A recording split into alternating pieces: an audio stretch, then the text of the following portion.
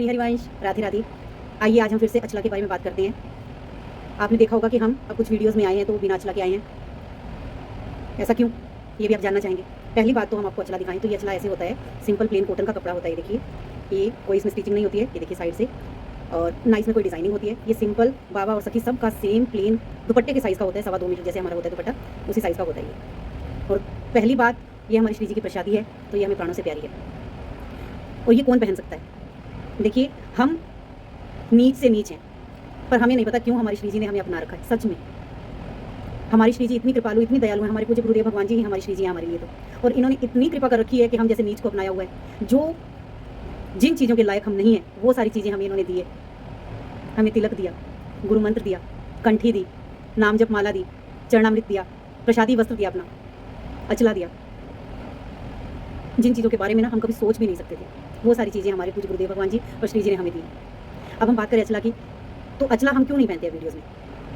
क्योंकि जो चीज़ों की इंस्ट्रक्शंस सबके लिए हैं वो हमारे लिए भी है। और उन चीज़ों को यदि हमें पहले नहीं पता था और अब पता लगी है तो हम अपराध नहीं करेंगे। हम उन चीज़ों को जैसे केली उनसे हमें बताया गया है वैसे ही फॉलो करेंगे, क्योंकि हम पूज्य गुरुदेव भगवान जी के हैं। तो हम कुछ भी ऐसा नहीं करेंगे जिसकी वजह से हमें कुछ भी सुनना पड़े। ये जो हमारा अचला है ये हमें सिर्फ और सिर्फ अष्टयाम सेवा के समय पहनना है।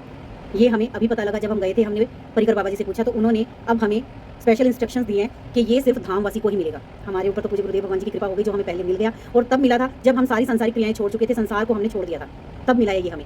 हम ना कहीं जाते हैं, ना कहीं कुछ खाते हैं, ना किसी के घर जाते हैं, ना किसी के घर का कुछ पाते हैं, सिवाय अपने मायके के। वहाँ जाकर भी हम अलग बर्तन यूज़ करते हैं श्री जी के लिए और खुद के लिए, और अलग हमारा खाना बनता है, बिल्कुल सात्विक।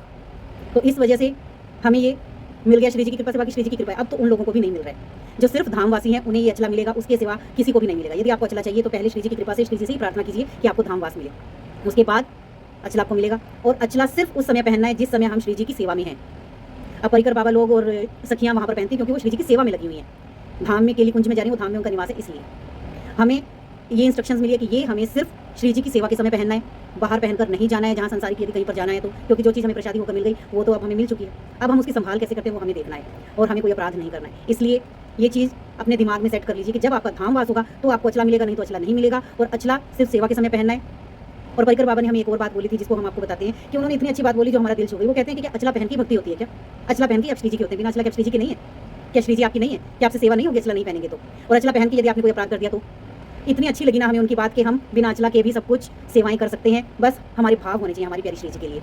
तो आप अचला के बारे में सोचना बंद करके सिर्फ अपने भाव बनाकर श्री जी की सेवा में लग जाइए। बाकी श्री जी को क्या देना है, कब देना है, कैसे देना है, वो श्री जी पर छोड़ दीजिए। श्री हरिवंश, राधे राधे।